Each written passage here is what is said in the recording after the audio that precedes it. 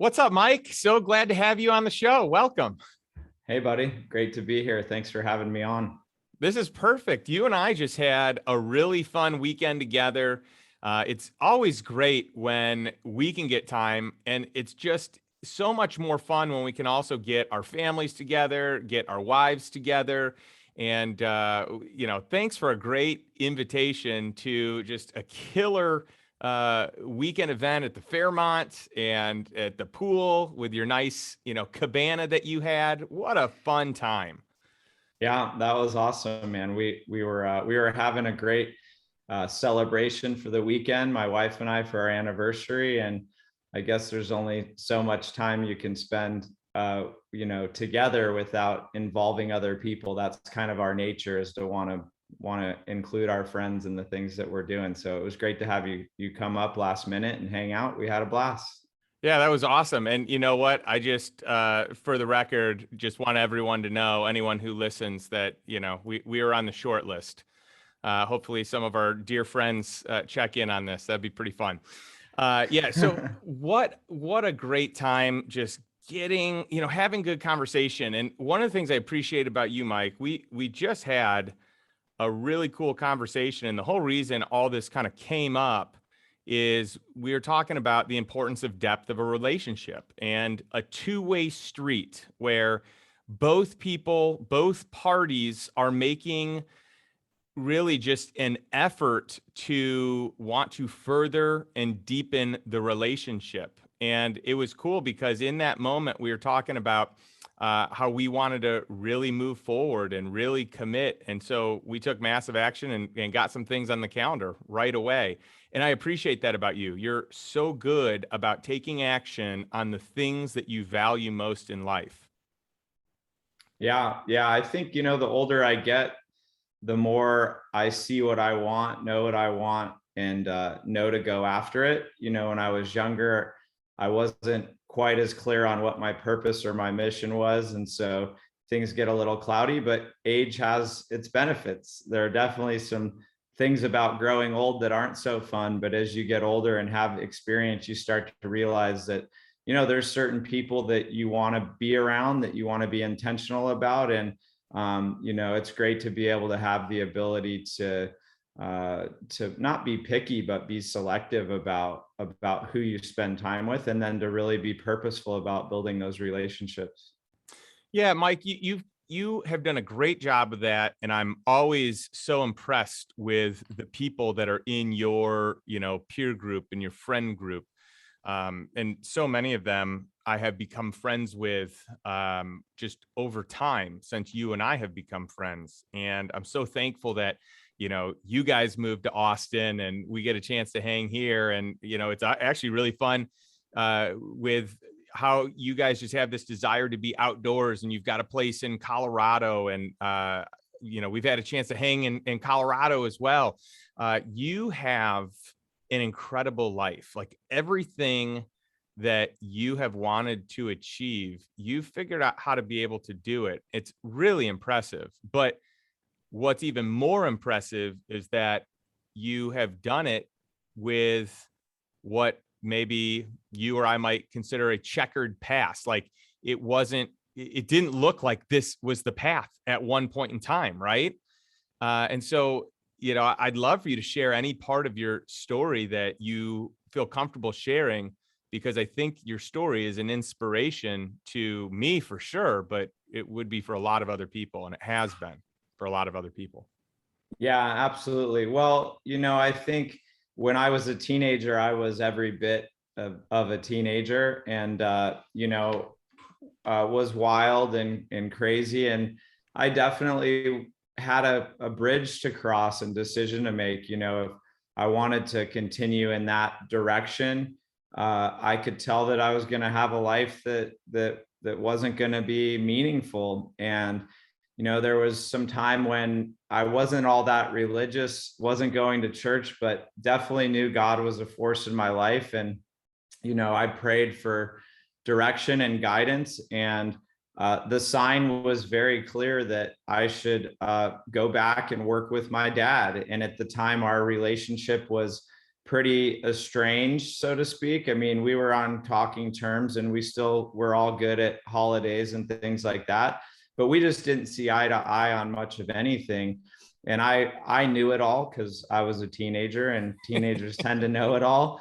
And but at some point I realized that there was something greater for me in my life, and I was surprised that the guidance that I was getting was to go back and work with Dad. And I'm grateful that I did, because that led me, to becoming a lot healthier, to working on myself, working on leadership. And also, it opened up a tremendous opportunity within Keller Williams. He had just purchased a region, and he was starting to launch franchises in that area. And so I got to go and work side by side with Dad and learn the game of launching real estate brokerages, specifically how to launch a Keller Williams franchise. And I ended up mapping out all the territories and looking at that opportunity. And that's when I knew that the guidance that I was following was not only to bring me back to be closer with my father, but also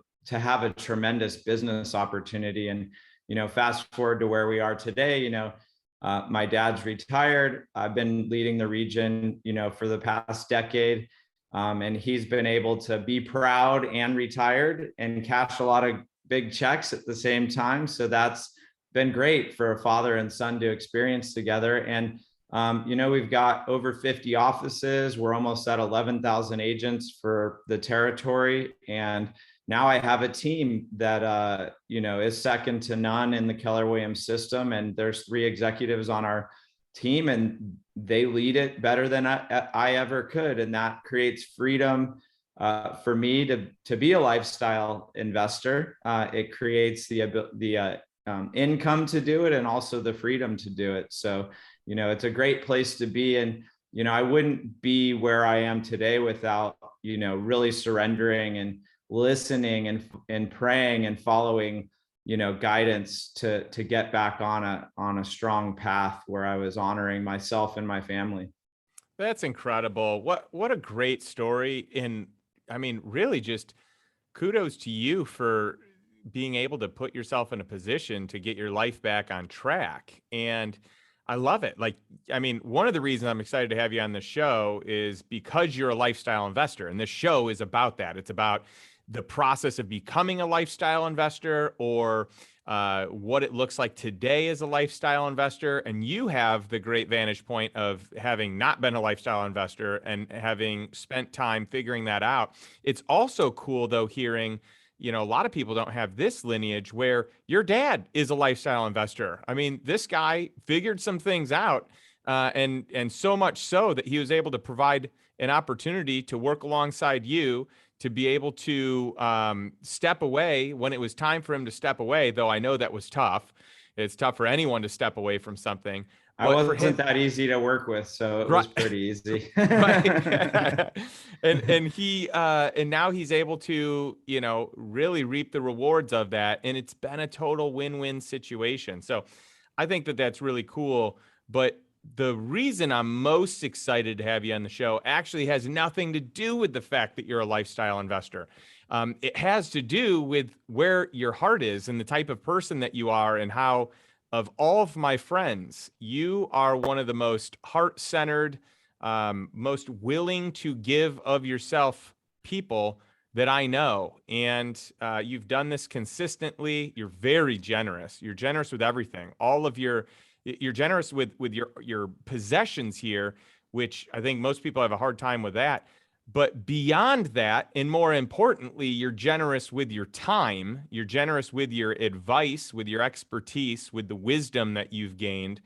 And so I'm just excited for our audience to be able to glean from you all the things that they're going to be able to. So thanks for joining, and I'm just so excited. Well, thanks, Justin. I receive that. I respect you immensely, and I receive what you're saying, and I appreciate it, buddy.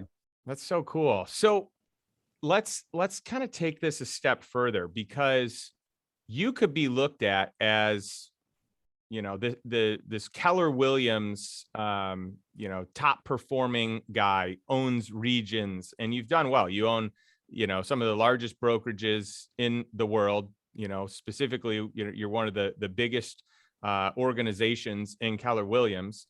But that wasn't enough. That was, as you say, it wasn't fulfilling your purpose, that there was more, that you had more ability to do other things. And so I know you've gotten into real estate. I know that you have a fair amount of investments that you do. But then on top of that, you started, you're running one of the key people in an organization called GoBundance.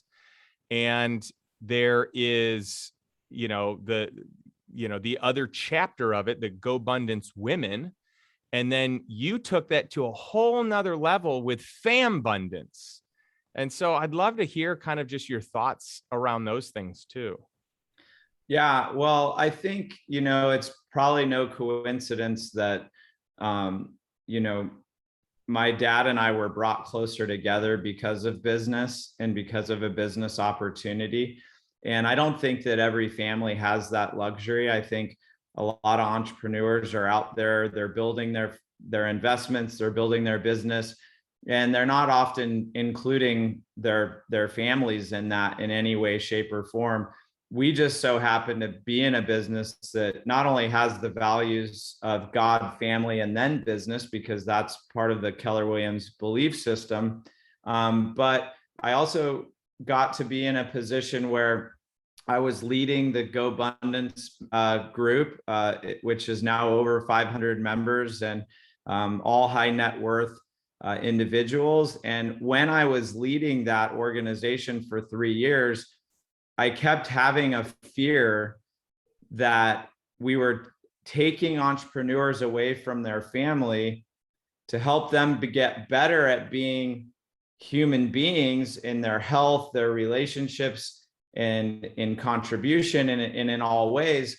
But at the same time, I was witnessing that a lot of people were doing it for their families, but not with their families.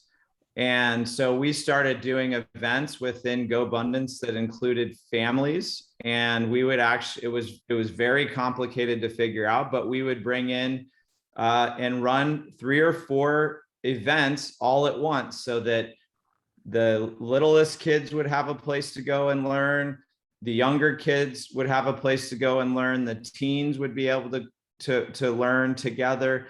But then also the parents would mastermind on how do we be better parents. And then the families would all come back together and they would work on things like shared goals and vision and values, and having a family meeting that happens once a week. And I did this in some ways because I didn't want to leave my own family behind and go build another business. Like, I got to a place where I had a lot of freedom in my Keller Williams business. And then I took on another role, and it was very much serving my ego to be in this CEO position. But I realized that the thing I had sacrificed in doing that was more time with my family. So I thought, you know what, if I'm going to do this, I need to make sure that first for myself, this serves my family. And hopefully for every other GoBundance member out there, there can be a component that serves their family, because one of our pillars is authentic relationships. That means having a great family life, having great friends, but it didn't speak to the importance of bringing our children along for the journey as we built our legacy. Because I think what happens is we build a legacy, and then in our mind, we're thinking they're going to take it over someday. But if they haven't been with you on that journey, how would they ever be equipped to actually handle the pressure and the nuance and the complexity of leading a legacy at that level? And so I also have that hope for you, Justin, and for all of your lifestyle investors, is make sure that you are not just doing this because you're in the pursuit of more. Make sure you're doing it so that it can serve your family. And that means they have to really be included in it. It can't just be for them without them. It needs to be all about them and include them. Yeah, that's so powerful. You said so many things that really resonate. So I love your just your family motto and the core values of God, family, business, and really, abiding by those in a way where business doesn't monopolize family time, or, vice versa. And so actually vice versa is good. That, family time, it should, come in and trump business. And that, from a spiritual standpoint, you're really strong. Your foundation is great in your faith. I just think that you hit the nail on the head with that, and with authentic relationships. And you mentioned not having the pursuit of more be the focus. And I think for a lot of hard charging people, a lot of achievers, that is really hard, because having more, it's almost like whatever level you thought was going to be good enough in your mind, however many years ago, like when you get there, it's almost like a letdown. Like, it was so much fun trying to get there, and then you got there and it didn't feel the way you thought it would feel, or it only felt that way for like a day or a week, and then it's gone. So then you move the goalposts to something bigger, and then you go through the same thing again. And I do think there's a danger to trying to have more, trying to achieve more. And often this turns into materialism. It turns into like keeping up with the Joneses.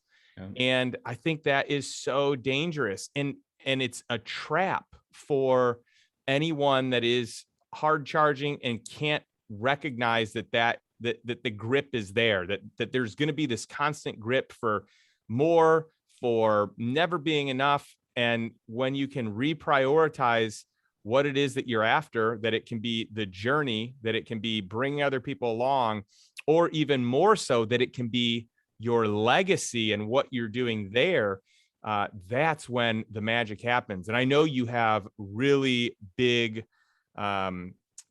desires and commitments around legacy. I'd love to hear you speak to that. Yeah, you know what most families want more of? They want more of the person that is out building the legacy. They want more time with them. They don't really, an extra $1 million or whatever doesn't mean much to a kid, but more time with mom or dad, who's normally out working a lot. And that's great. Hard work, having them see you work hard, that's a great trait.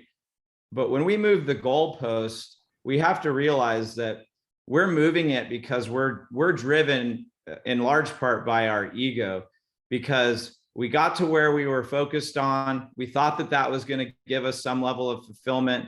We get there, just like you said, we realize that it's not that fulfilling. And then we move the goalpost. So thinking that, well, if I get more, then I'll be happy. Then I'll spend more time with the family. And what we do, which is such a tragedy, is we actually almost blame it on our family, right? We use them as the excuse for why we're working 60, 80 hours a week, and we're not home for dinner, and we're traveling, all over the place. And look, it's not that I've stopped desiring more in my life. I have to check that a lot. But what I want more than anything is not more money. What I want is to make sure that my children feel my love in their life, that they learn not only from mom, who spends a lot of time with them, but they also learn from me. And I think that we take this skill of leadership and leading teams, and we sometimes think that it's not appropriate to bring that skill home. And if you walk through the door acting like a CEO and you're barking orders at everybody, I don't recommend that's how you lead your team either.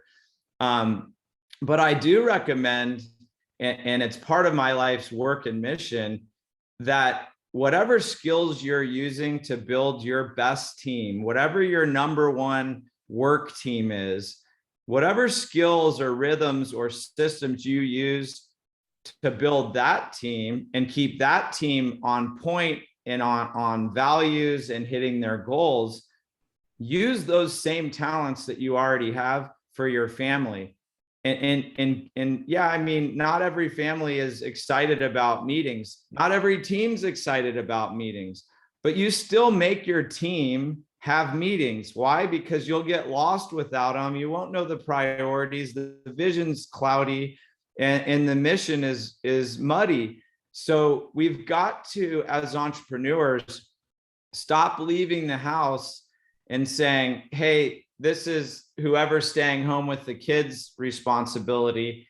They're in charge of the house. My job is to go over here and be in the business world. We have to make those two worlds come together. And if we don't, then what happens is some of the greatest leaders, influencers, business minds, strategic thinkers in the whole world will not be transferring that information to their children. They'll build this huge legacy, and then they have these kids that have no idea how they should approach it. And that pressure has wrecked kids. It leads to addiction, depression, all kinds of bad things that no entrepreneur would wish upon their children or their families, but they inadvertently do it. And then they use the family as the excuse. I'm doing it for them. I want to make sure they're set up. If anything ever happens to me, I want them to have the means and the abilities to be wealthy. But you know what? Most of us didn't get wealthy because our parents, we inherited money from them, right? Most of us as entrepreneurs, we went and worked our tails off. Now, I got the benefit of a leg up working with my dad, but we weren't wealthy when we started that journey. He wasn't wealthy. I didn't grow up wealthy. I was a middle-class kid. My parents both worked, 40, 50 hours a week. And I was an only child. And I think that desire was born in me then, because I always wanted more time with my parents, right? And I got a lot of time with them, a lot more than most, so I'm not complaining. But I understood that, hey, if I had more time with my dad and he maybe included me more in his business or brought more of his business home into the environment to build our team called our family, the McCarthy family, then that's the number one team, like for everybody, is your home team. That's the team that you need to do team building exercises with. That's the team that you need to collaborate best with. That's the team that you need to make sure that there is a dream manager for, that's helping each individual reach their goals. So we do all of this stuff in our businesses and our work teams, but then we just don't do it at home. And I think the definition of a legacy is helping to equip the next generation to carry that legacy forward. And your legacy will only be as strong as the hands that you equip to make that transition so that they can carry it forward and into the world. And so there's this huge gap that I see between entrepreneurs and their families, and it keeps getting bigger. Even COVID, guys and gals got a bunch of time at home with their families. They did more family stuff. They loved it. It was great. But as soon as the world gets back to normal, then they go back to doing what they were already doing, hopefully with some great memories, which is important. But I think it's much better to not wait for a world pandemic to come along to then spend more time with the family. I think we've got to do it in rhythms every day, every week, every month, every quarter, just like we would with any team that we're leading. Yeah, powerful words and thoughts, and just your whole description of legacy, Mike, is just beautiful. And you had said earlier that more money isn't the key to creating a better legacy. It's more time, and it's a focus on values that are most important to you and to your family, and what you come up with together, and the family meetings that you hold. And by the way, because of you and your leadership, our family is that much better, because we do family meetings using a lot of the things that you use, that you shared in some of the different events or just one-on-one when we've had conversations. And so I think that that's massive. But you said something that really stood out to me and really resonates with me, where you blame your family. And I would imagine most people at some point in time, even if it wasn't your family, you've blamed someone else for something when they've called you on something you needed to be called on. So I'm super guilty of this. I remember, and by the way, unfortunately, I didn't even learn the first time, but the first time I did this, I said to my wife, I said, "Hey, Jennifer, I'm doing this for the family. I'm working so hard for the family." And she was real quick to be like, "No, you're not doing this for the family. You're doing this for you." And I was like, "What?" Kind of taken aback. And I appreciate her candor. And she said, you like working hard and you like being involved in business because it comes easy to you. And it's much easier for you to do those things than it is to, really check in and be as dialed in as you could be as a husband and father. And she's like, and at a certain point, like, I don't need you to make more money. You don't like, you've said it perfectly. She said it differently, but basically like X amount more in money does not mean anything. All I want is your time. And so you would have thought that I would have learned the lesson then. And I did temporarily, right? It was like a good wake up call. It was the whole idea. Even I had been called on this before where, I said, "Oh, I'm a family man first and a businessman second. And I really value my family. I put them first." And then, someone was like, "Hey, let's check out your schedule. Let's see what your schedule says." And, you pull up my calendar and it's like work, work, work, work, work. And, it was really embarrassing to see that my calendar did not reflect the lip service that I was giving to how I wanted to show up and even who I thought I was. Like, I really thought that I was showing up in a different way until these couple of things were brought to my attention. And so, it's funny that like later on, I had a conversation with my wife, and I'm always working hard to make sure that I'm being the best husband, being the best father. And I made another fatal mistake, which is I compared myself to someone else as a husband and a father. And, Jennifer's real quick to say, no. We're not trying to see how we live up to other people. We create our own standards and we live up to those standards. And I really appreciate it because the last 5 years for me has been tremendous in really, truly putting family first and being called on some of the stuff that I needed to be called on. And some of it, I wasn't even aware. It was like totally subconscious. Like I bought my own lie. I bought my own manipulation. Right. So it was really cool to be in that space and feel super naked. Like, oh my goodness, it's like my flaws are so exposed, but it was such a good wake up call. And what you're speaking about here is so true. Like, it's easy to blame someone else or to make the excuse that we're doing it for someone else or the manipulation, but really it's either comfortable, it's a routine, you're good at it and you're not as good at the unknown, or there's a fear of the unknown, or it's hard to shift these habits, right? So you hit the nail on the head. Yeah, I mean, thank you. And a lot of credit to Jennifer, who I appreciate, and for you for being open to hearing that. I think a lot of times a spouse might not have the courage to say those things. And then the entrepreneur may not have the humility to listen to what's being said. And I think, at the end of the day, this whole idea of, yes, let's invest, let's make a lot of money, let's build great businesses, but let's also balance that as equally as we possibly can with building a great family and having our family be the team that we most rely on in life. And I think that that's something that, yes, it shows up in your schedule. And it shows up in the types of practical things that you do with your family. Like, do you have shared values that are well defined? And are they mom and dad's values that they just came up with and then they turned them to the kids and said, hey, these are our values? Or is it something that the kids had the ability to participate in?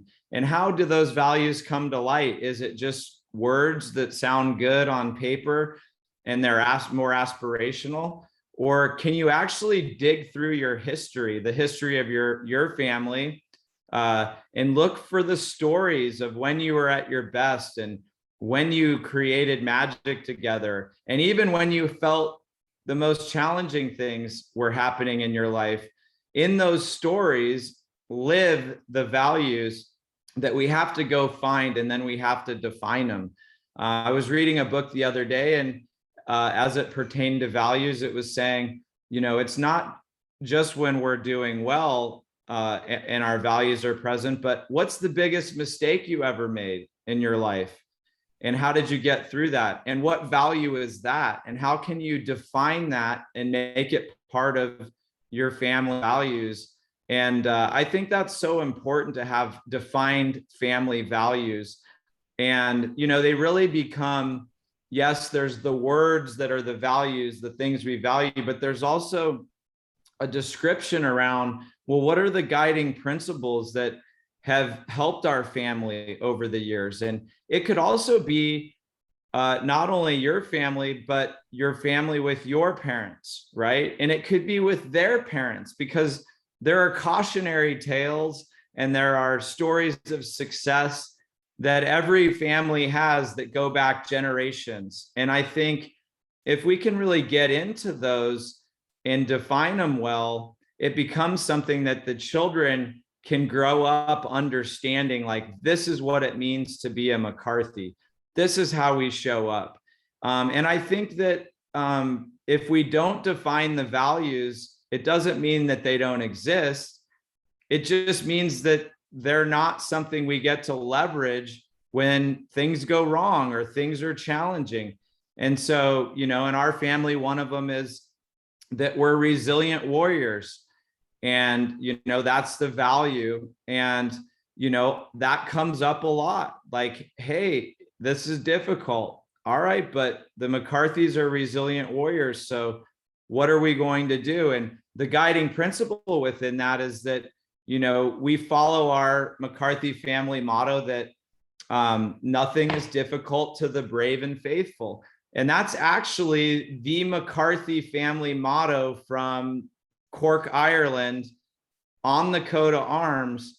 So it goes all the way back to a rich history of, what does it mean to be a McCarthy? Now, it doesn't mean every McCarthy is related to me or, is going to follow those same values, but there is a history in every family that we can honor, whether it's the cautionary tale, because I have a bunch of those in my family too, or whether it's the, hey, this is what creates extraordinary success. So how do we teach those to our children, and not only just put them up on poster boards and have a bunch of clever words that are laying, or, in different places or discussed, but how do you honor your family members when they live the values? And also, how do you work those values into your estate plan? If we want to talk investing and the more technical side of being a lifestyle investor and leaving a legacy, is, does your estate plan say anything about what your family's values are? Does it have guiding principles in there? That type of thing is something that I think a lot of people just try to get it on paper, but they don't try to really live it in a way that's meaningful to the entire family. Yeah, it's so true, and gosh, just so many levels that we could go on this conversation. I love it so much. I was having breakfast with my friend Amber Vilhauer yesterday, and one of the things that we were talking about, she said, "Gosh, parenting's a lot harder than I thought it would be when I wasn't a parent." And I said, "It sure is. Like, there's no training for it. Like, you are thrown into it. I mean, maybe you lucked out enough to have been a babysitter at some point, but that's really not a good enough education to know what the heck you're doing." And, it just reminds me of, how easy it is to default into the things that we're good at, that we're comfortable with. Like for me, it's business. Business comes easily for me. It's easy for me to spend time there. It's enjoyable. Why? Because I'm good at it. People are good. People like doing the things they're good at. Well, how do you get good at parenting? How do you get good at, being a good spouse? You do that by spending time, by applying effort, by continuously educating yourself, and with routines. How do you have a successful marriage? Well, one key component would be to have like a date night once a week. How do you have a successful family? Have a family meeting once a week. And there's a compounding of time that happens, an education that happens. But if we stay in the lane only of the things that we're good at, then we're probably going to fall short in these other areas that are a lot more important than the things that we're good at, that we should probably be spending our times getting good at. So it's kind of a really funny thing. It could be a catch-22, but I think the being a lifestyle investor is not just about investing. It's about living the lifestyle that really it emulates the core values of you and of your family. And if you haven't spent the time to figure out what that lifestyle looks like, to figure out what your core values are for you specifically, individually, for your family as a whole unit, I think that you're doing a disservice, because everything you're doing could be for the wrong reasons. And you bring that up. It's so powerful. I appreciate you sharing that. I'd love to hear about the new book, because this takes our conversation to a whole nother level. And what's cool about the book is you and your wife, Lindsay, have been doing this together, and major props to her. She's done a lot of this, but I'm excited because the first book was really good.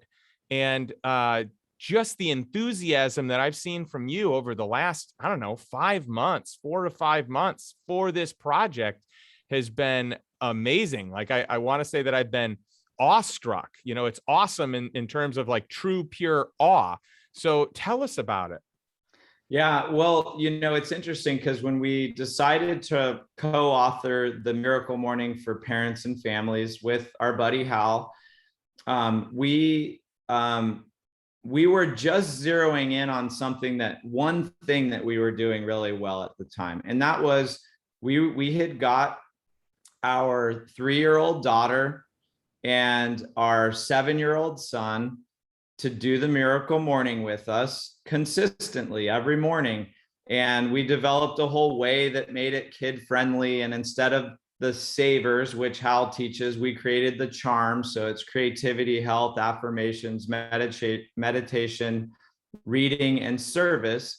And so these are just the practical principles that would help to develop somebody to their full potential. In this case, it was to help our kids reach their full potential. And so, there's a whole backstory to how and why we created that book, but I'll tell you where we're at with the story now is that, after 5 years, we realized that there was so much that we had learned about being purposeful as parents. And we had led over 20 plus Fambundance family mastermind events. We had led families through all kinds of different exercises to help them set goals and collaborate. And we got to a point where we realized like, hey, there's a lot of information that, we'd like to have in that book that we've learned since we wrote it. And we felt a little bit like frauds, quite honestly, like, hey, we want to help families be their best, but the book no longer contains our best work. And not only that, but we also wanted to take all of the best exercises that we ever led families through in these Fambundance events, and we wanted to put them all into a workbook that families could get, and then they could start following the workbook and developing a bedtime ritual, developing a screen time contract, developing a miracle morning practice, creating shared values that you live by and celebrate as a family, and even how to set individual goals for each family member, and then how to set goals as a family collectively, that you're all accountability partners on those goals. But we realized, like, man, not only are we getting a lot of requests from people, like in our front row dads community, in GoBundance, we were constantly being asked, like, hey, do you have a worksheet or something that can help my family get that set up? And what we really had was 10 different versions of all of these things that we had iterated on over the years of these events. So we decided this year that we were going to make it our mission to update the Miracle Morning for Parents and Families and create a second edition, which is a little odd after 5 years in the whole book world, unless you put it in the context of, think of how much you grow in parenting after 5 years, how much more you learn about it. We'll probably do it again in another 5 years, because then we'll have been through the teenage years with our kids. And so we don't claim to know everything about parenting. And we're not a perfect family, by the way. And I don't claim to sit here and say, hey, we're the model for all families and how you should operate. We have our issues, we have our challenges, don't worry. But one thing that we were clear on is that we needed to put whatever our best work is out into the world today, and not just keep relying on what we had shared 5 years ago and act as if it was the gospel or the truth.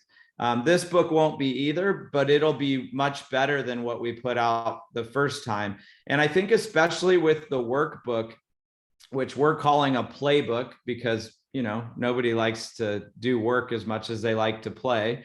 And it can be fun. We have a motto in our family of, let's make this fun no matter what it is. And so in that playbook, we walk you through some of the things I've already mentioned, but there's worksheets for it. There's examples of what ours look like. And then there's backstories of how we've seen this work, not only in our own family, but in other families. And so this is just a great way, like you said, if something is difficult, we tend to avoid it, right? Or we're not as apt to want to do it.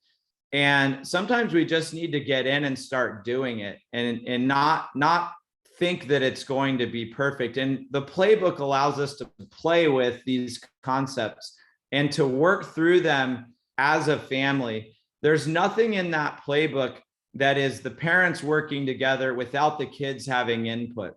And I pulled up this quote earlier today that I found because I think it's so appropriate to this. It's a Ben Franklin quote. And he said, "Tell me and I forget, teach me and I remember, involve me and I learn." And I think at the core of all of our family exercises lives this ideology that people, when they're involved in something, they truly get it. They learn it at a cellular level. It becomes ingrained in them. And so I think when we try to tell our kids stuff, and even try to teach them, which is usually a lot of telling as well, and talking at them, they don't tend to embrace it. And I think if you want somebody to value something, like the systems you're creating for your family, if you want them to follow them and embrace them, then you should let them help you create what those systems look like. And I think a mistake a lot of parents make is they come down from the hilltop having worked on the family values, and then they say, here are our family values, or here is our bedtime ritual, or here is our process for how we do screen times in our family. And what you end up with is a ton of resistance from the kids because they didn't have a say in it. And we always get the question, well, how young or how old do kids need to be in order to start involving them? And my answer is always the same, is the sooner the better, because it's never too early to start exposing kids to the fact that their voice, their opinion matters, that when it comes to meaningful conversations in the family, that their ideas and input is just as valuable as the parents' input. And so this is become my passion, my life's work. I love real estate. I love investing. I love mastermind groups and helping people to transform. But I've come to the conclusion that my purpose in life is to help with this specifically. And it's for a big reason. When you look in the world, it's broken right now. It's not a place where there's a lot of unity or collaboration. And I can't help but think maybe that's a reflection of what's happening in individual families. That if we could come together first as families and focus on being our best for each other as individuals and helping our children to be our best, and helping our spouses to be their best, that wouldn't in some way create a ripple effect from the family unit that impacts the entire world in a positive way. And I think especially in our Western society, it's so much about achievement, so much about accumulation. And we may have lost sight of the importance of that family unit. And I think we can look to other cultures to see that it's possible to thrive economically and in businesses and still make family and community the most important thing above all achievement and success. So, this is a mission we're all about. And, you can sense the passion that I have for it. And that's why we've put in the time and energy to rewrite the book and come up with this playbook, because this is not about selling more copies of anything. As far as an investment's concerned, this is probably not going to be one with the same ROI financially as it's going to be personal satisfaction of knowing like we're doing our part in this way to make a difference in the world. Oh, I love it. That's just beautiful. I love the word playbook. We're going to make it fun, and it should be fun. A lot of family, meetings and get-togethers and figuring out the standards, that can be fun, and it should involve all members of the family. So I love what you're talking about. Our dear friend Hal better look out, because your acronym CHARMS really has a catch to it. I don't know, in a head-to-head battle, savers or charms. I don't know. It's pretty good. I like that. I am just so thrilled about the impact you've already had. I mean, when I think about just the Front Row Dads community, and you and I, we've been involved in this since the beginning. In fact, there are 6 lifetime members, and you and I are part of that lifetime member group. And I just have seen the impact you've had on so many other men in that group. And just one-on-one, the impact that you've made with me, the lasting changes that I've been able to make because of implementing a lot of the ideas and scripts and playbooks, if you will, that you had before you formally had a playbook, when it was just in like written outline form, or like, hey, let me jot this down on a napkin real quick. I remember one meeting at the dad's retreat, Front Row Dad's retreat, and I'm taking notes, and it's literally written on a napkin. And I'm like, oh, this is so good. I can't wait to get home and implement this with my family. So I just want to thank you for what you have done for the Donald household and so many others. And I'm excited for what the book, the playbook, everything's going to do moving forward. Can you share with our audience where they can learn more about you and your new edition of the book? Yeah, absolutely. So they're going to have a website that's tied to the miraclemorning.com website that's going to have ways to access some of what we're doing and give previews. And I think there might be a couple chapters available. We'll probably put up there some of the exercises for the workbook, the playbook as well. And also the website that my wife puts all of our resources on related to the Miracle Morning is gratefulparent.com. And she's got a blog on there and resource list and a bunch of things, but that'll be another place where someone could go. And then obviously on October 25th, the playbook and the second edition will both be available on Amazon. We're extremely excited about that launch. And, other than that, those are, the few areas where somebody can check out what's going on with it. And we're still hatching the exact plan of what will be offered on those in those different places. We've got a bit of time to figure that out still, but it'll be valuable. And as much of it as we can, we want to share with the world, regardless of the investment or the cost of that.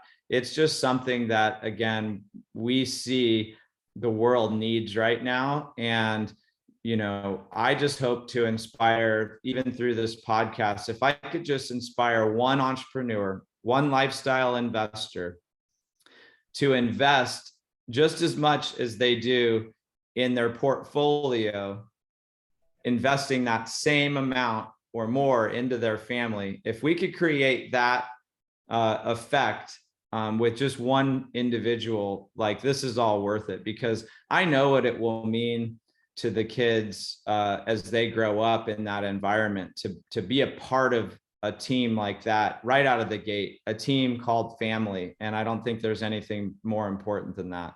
That's awesome. You're so spot on. Thank you so much for being on the show and sharing so many of these great nuggets with us. And I just want to leave my audience with just a message that's so important to me. It's what I share to wrap things up every single week. But it's this: what's the one step you can take today towards financial independence and towards the lifestyle that you desire? Life on your terms, life by design, not by default. Pick one thing, one action item.